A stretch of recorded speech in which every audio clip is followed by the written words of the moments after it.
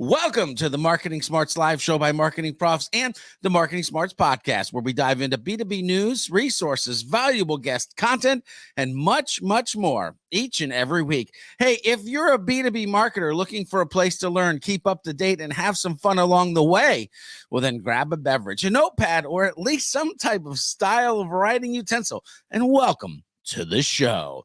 Here, hello to all of my Marketing Smarts Live viewers today. I'm super excited to bring you episode 23 of the Marketing Smarts Live Show. Now, this week is a topic all about a masterful B2B marketing unthinkable storytelling masterclass. What does that mean? I don't know, but you'll find out shortly. So if you're ready to get your learn on, then buckle up and get your notepad ready, and let's get ready to rock and roll. You know me, I always like to rock and roll. I'm your boy, George B. Thomas, speaker, trainer, catalyst, and host of this here show, the Marketing Smarts Live Show, as well as the Marketing Smarts Podcast, found on your favorite podcast app. The original podcast episode was sponsored by SEMrush, and from that episode, our guest clips today are brought to you by none other than Jay Acunzo. Jay Acunzo is one of the world's most sought-after business storytellers, authors, and show hosts.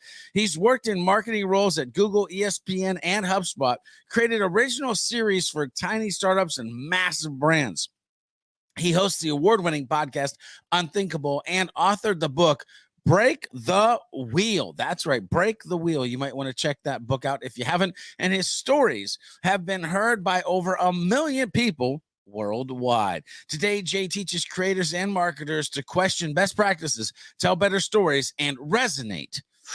There's something to that deeper. Now, remember, the clips of Jay Acunzo today are pulled from the full Marketing Smarts podcast episode. And if you want to listen to the full interview with Jay and, yes, myself, make sure to tune into the Marketing Smarts podcast. Link to the full show will be in the description below after the live show ends. That's right. All the right links in all the right places at just the right time. Now, in this episode, again, I'm talking with Jay Acunzo about a masterful B2B marketing unthinkable storytelling masterclass. Woo, is that a mouthful? Are you leveraging storytelling in your business? Are you a storyteller yourself? Do you understand the power of being a storyteller and using storytelling in your B2B business? That was a lot of questions, but do your stories call people to action or away from an action if it's maybe a negative action? Many businesses don't even know what it means to use story as an agent of change and creating or earning passionate prospects, leads, customers as super fans. But that's what we're talking about today. That's exactly what I wanted to start with, too, when I asked the question to Jay, how can B2B marketers get started or put a story-first system that focuses on earning passionate fans? That was the question.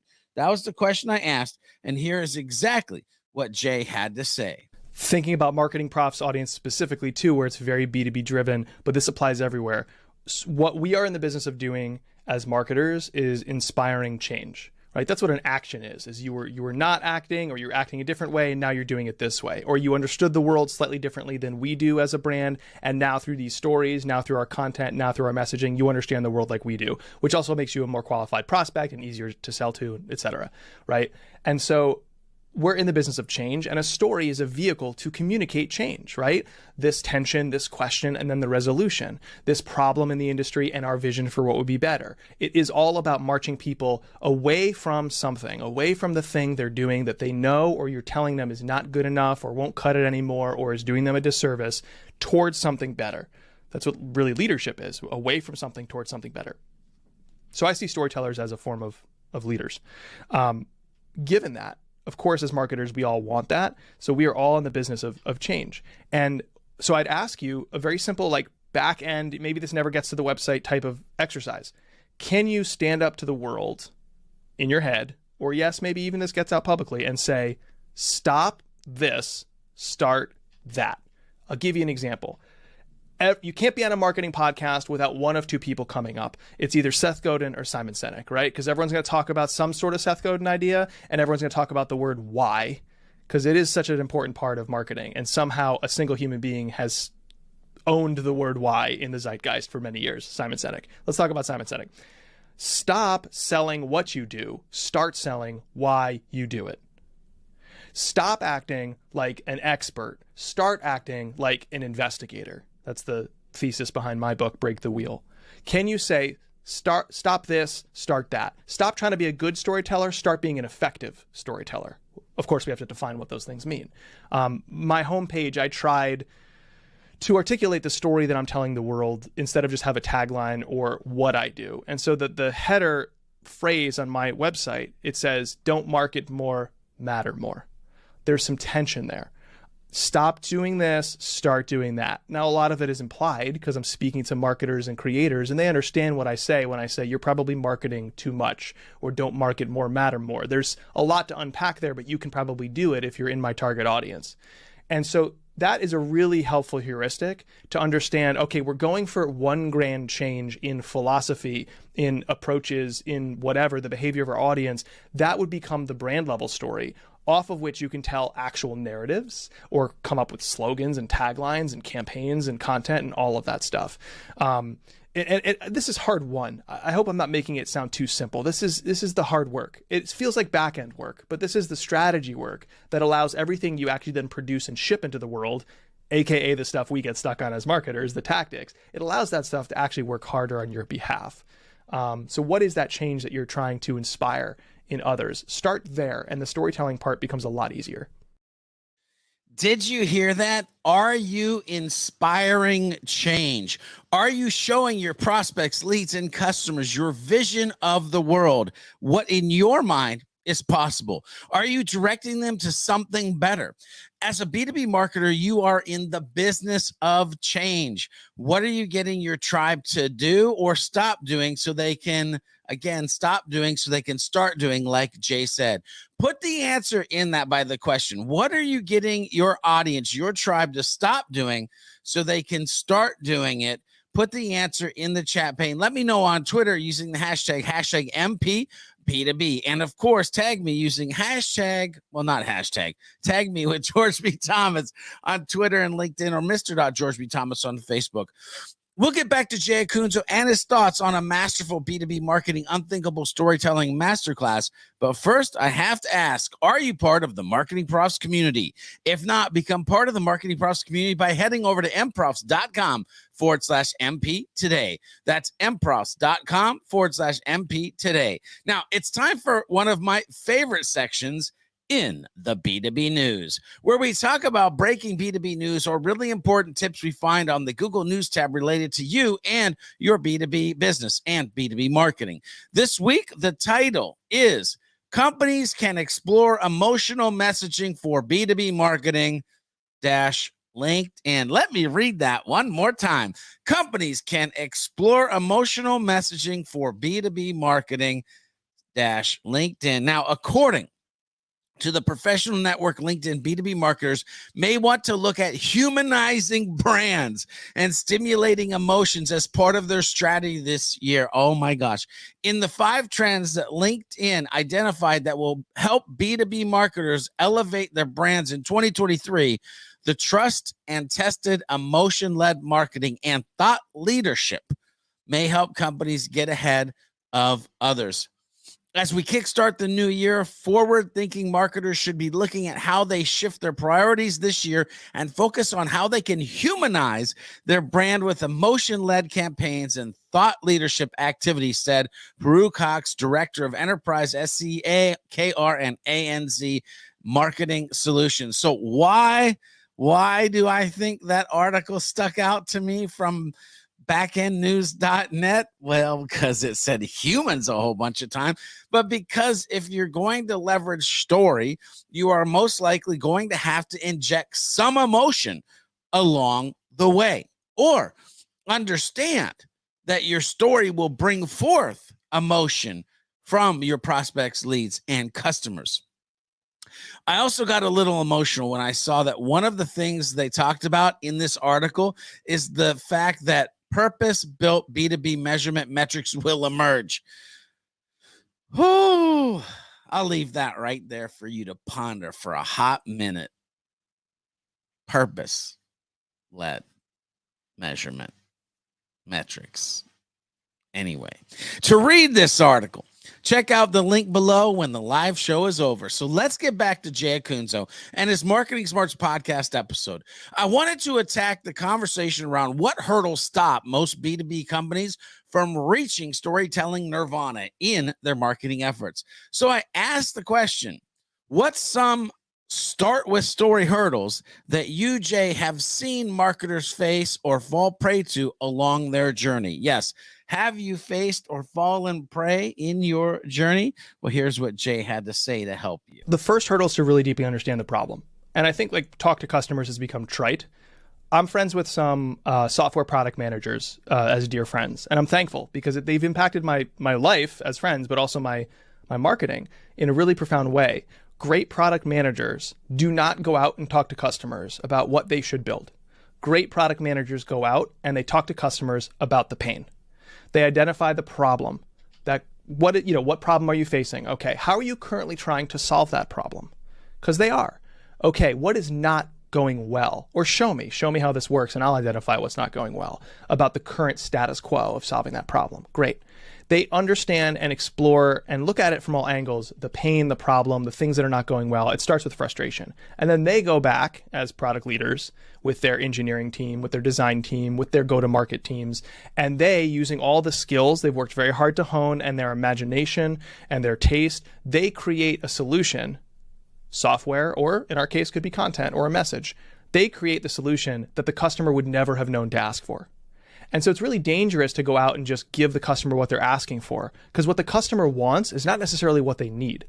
And it's a delicate dance because you have to meet people where they're at and then walk them every step of the way towards what you think might be better. But we're really, really bad at identifying the problem. That's the first hurdle. And this manifests in a lot of cliche, like positioning statements you see. Like I think there's three awful but ubiquitous, especially in B2B, positioning statements you see. So let me go through the three because I think it'd be kind of fun. So the first is, we are the leading X. Okay, based on what? Like I was in VC for 3 years. I was the vice president of content at a VC firm, and we saw seed stage companies. Like some of them had a prototype and no customers. And they'd come out and position, this is the leading app that does this for this crowd. You have no customers. How are you saying that, right? And then you go even larger and it's still as fluffy. It's still as much puffery. It's still like, based on what? The leading based on what? Okay, so that doesn't say much. That's you trying to be the best, not their favorite. And then you start getting more problem focused and people go, it's X that doesn't suck. And I go, that's the best you can offer us? Right? It's like, we are marginally passable as a solution. Really? Really? And by the way, the problem is not that the current email software they're using sucks. They might say that. What's the real problem? What do they mean by that? A product manager would understand that, would try to glean that, and then use that in the product development and also inform product marketing and other brand go-to-marketing initiatives, right? So we are the leading X. X that doesn't suck. Nope. And then my favorite is, it's a better way to X. Awesome. I'm all in. Are you going to tell us what that better way is or no? And that is the second hurdle. If the first hurdle is understanding the problem, the second is having a point of view as to the vision for your community of what would be better, right? And so like people see my bio and in marketing, they latch onto one company I've worked for, which was HubSpot. I was briefly their head of content. HubSpot for many years had a brand story that had that vision down. Instead of saying it's a better way to X, which maybe they did say, they knew what the better way was. And here's that 3-act, one simple story. The status quo. For years, marketers ran the same playbook over and over again. Buy a list and spam it, do out of home, run interruptive advertising, etc., field marketing. But thanks to the internet and social media, a lot of these interruptive tactics no longer work because the customer has all the choice, so the customer has all the power. That's the tension. Now the resolution, from status quo to tension to resolution. The resolution, you now have to be the thing they choose. You have to create marketing people actually love. We call that inbound marketing. Here's our methodology, here's our education, here's our tool set, etc. They actually had a vision for what was better. So those are the two big hurdles that you asked for. Like, what is preventing marketers from telling good stories? They don't really understand the problem, and they don't have a vision for what will be the better way. And by the way, all your competitors could understand the problem the exact same way you did. Like, let's say you all somehow downloaded a dossier, you and your competitors, of here is everything you need to know about your customer's problem. You should still have a unique point of view as to the vision for what's better, that your competitors would freely admit, like, no, we actually don't think that's the better way. We think it's over here instead, right? This is where we get into differentiation territory. So understand the problem and have a point of view that is unique to you for what would be the better way. Oh my gosh, did you hear any hurdles that you may have fallen into, or are you fully stuck?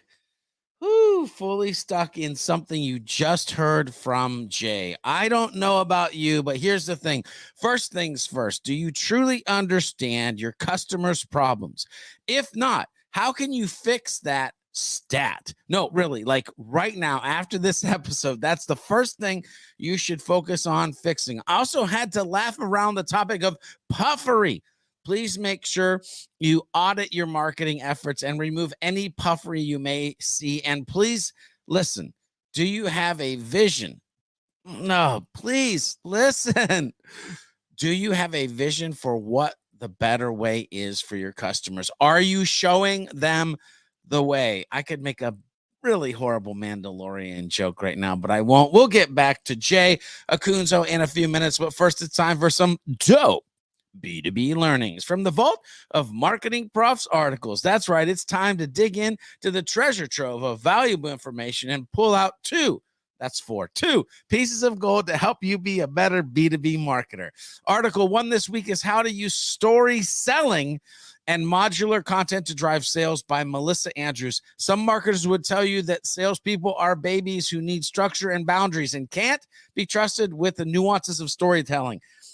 As a marketer and former sales representative, I disagree. By the way, this is the author speaking, not me, but I also disagree. And more accurate and less demeaning portrayal of salespeople would be that they are renegades. And who doesn't love a good renegade? So much of selling has in the past relied on the individual salesperson who was almost exclusively responsible for his or her own destiny. Only I know my territory. Only I know my process. Only I know my clients. And folks, ladies and gentlemen, those days are gone, which is why it's easy to see why sales reps roll their eyes when asked to align with folks like me or marketing and folks like you and work together with those dreaded creative types. Yep, that's us.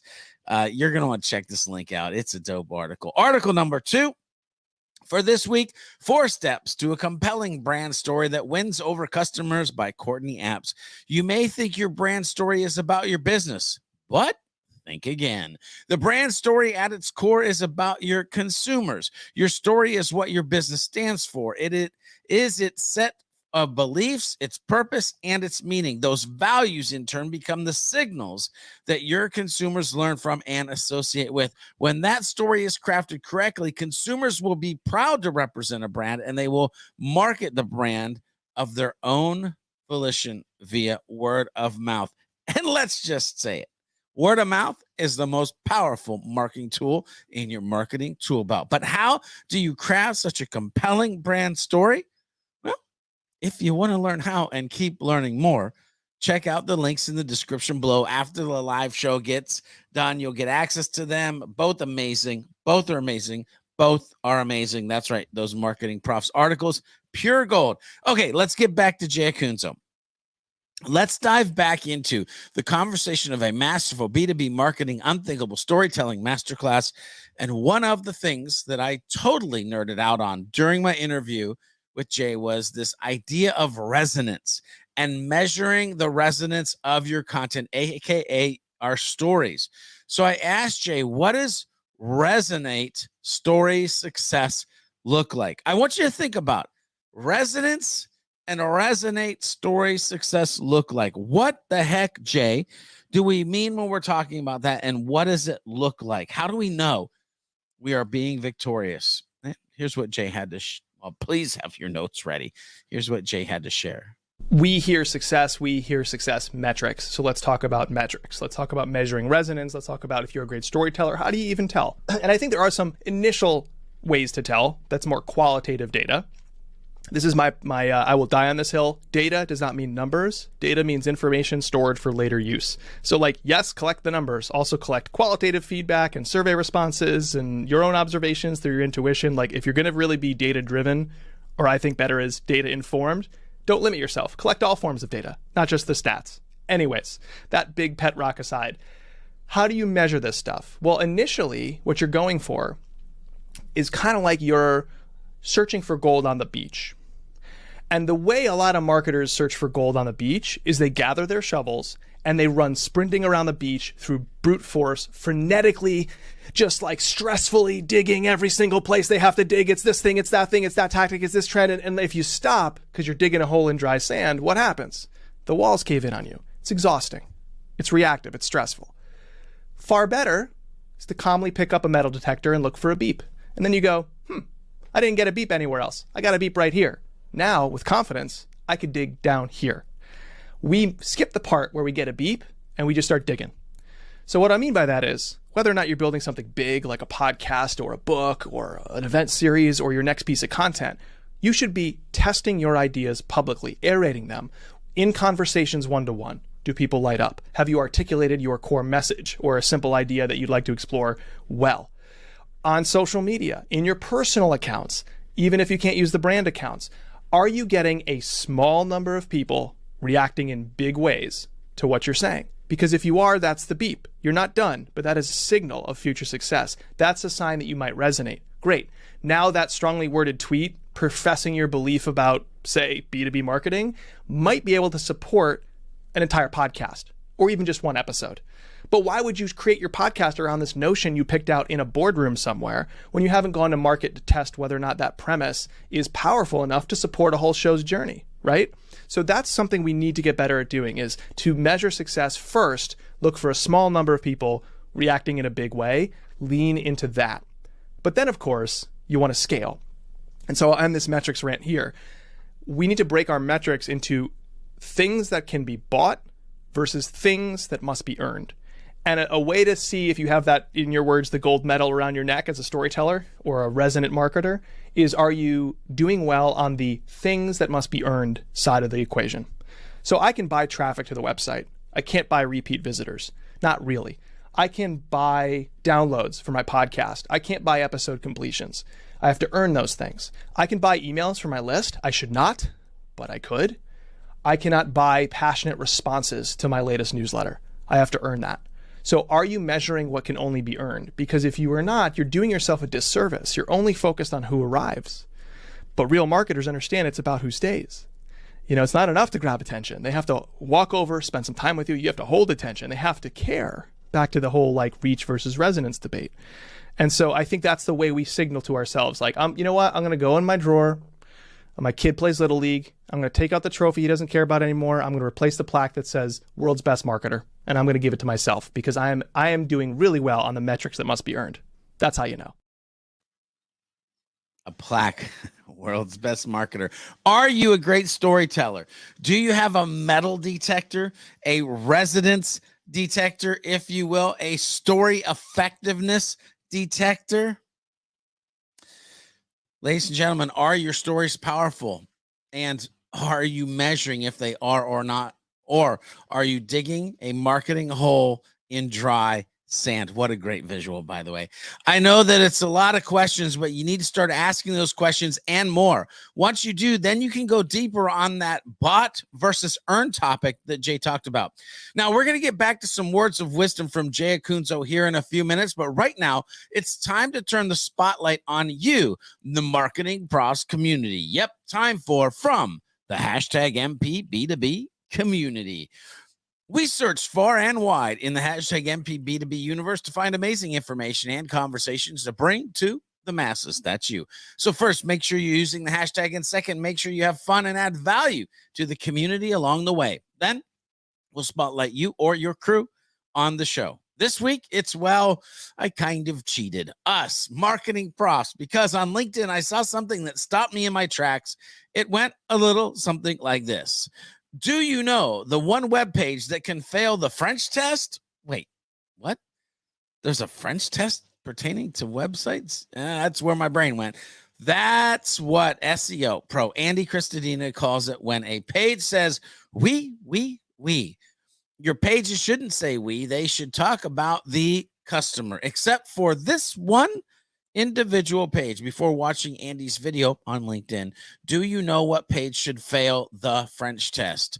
There's two choices there, by the way, someone in French and someone in English, with the hashtag MPB2B, hashtag marketing, hashtag B2B, hashtag B2B marketing, hashtag SEO, hashtag, not going to tell the last one. That might let the cat out the bag, but I will let you know that you need to check out the description and click on that link to check out the post and to read or learn more about that French test. The Marketing Smarts viewers, I have to ask, are you going to be the next to get the spotlight on you or your crew? Remember, community, use the hashtag MPB2B on Facebook, LinkedIn, Twitter. I'm even starting to look at Instagram, by the way, and get the light shined on your awesomeness in the next episode or a future episode of the Marketing Smarts live show. Pro tip, it won't hurt if you tag me in your post as well. I'm at George B. Thomas on LinkedIn and Twitter, Mr. George B. Thomas on Facebook, and George B. Thomas on Instagram as well. Okay, let's kick it back to Jay Acunzo and some words of wisdom around his topic of a masterful B2B marketing unthinkable storytelling masterclass. I love this section of words of wisdom. I love it. I mean, these people that I interview have been through the trenches. They've helped people. They know things. And so to be able to ask them words of wisdom and truly sit and listen to what they have to say is super powerful. That is why I love ending the podcast and the live, well, sort of ending the live with the words of wisdom. But nevertheless, when it comes to storytelling, words of wisdom, Jay Acunzo, this is what he had to share. The single most transformative idea that's ever been given to me was from a great friend and mentor who's probably been on this show and or should be again, Andrew Davis, author, speaker, marketer extraordinaire. He frames his work this way and taught me to do the same thing, which is to ask questions that Google can't answer and then go on a journey or a quest to try and answer them. Why are we so obsessed with best practices in marketing when so often best practices lead to average work? I have no idea. I don't have the answers, but I'd like to hold up my hand to the community I want to serve and say, this frustrates me. And I have a lot of questions underneath that big one. I am going on a journey to try and figure this out because I think there's a better way. I think we should trust our intuition over these supposed best practices most of the time. Maybe we're intuition led and data is used to course correct, right? But I think we should trust our intuition, not these best practices. At very least, I think best practices lead to commodity work. Great. I have no answers. I have questions. I'm going to be an explorer and an investigator. Join me on my newsletter. Join me on my social accounts. Join me in my podcast as we explore where this goes to try and improve our work and transform ourselves for the better. I think most of us are trying to out-expert each other, out-factually correct, out-how-to. And we're just sitting in the camp that is most crowdest and trying to out-elbow each other. And when you do that, when you create things that are commodified, and by the way, expertise and experts are, because they're instantly accessible everywhere for free.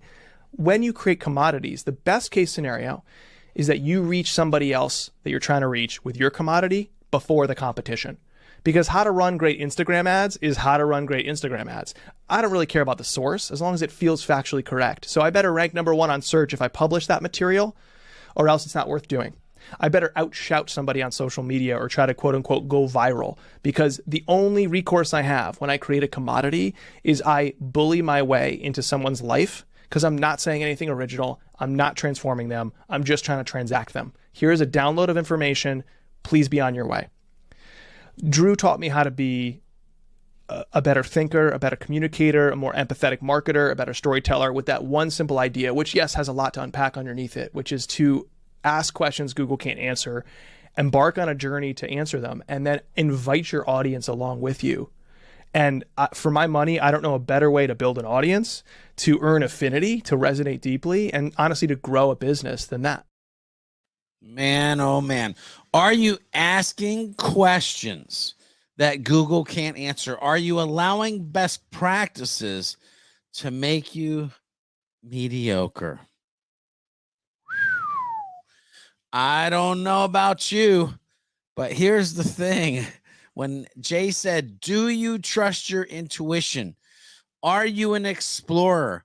Are you transforming yourself and or your company, or are you both a commodity?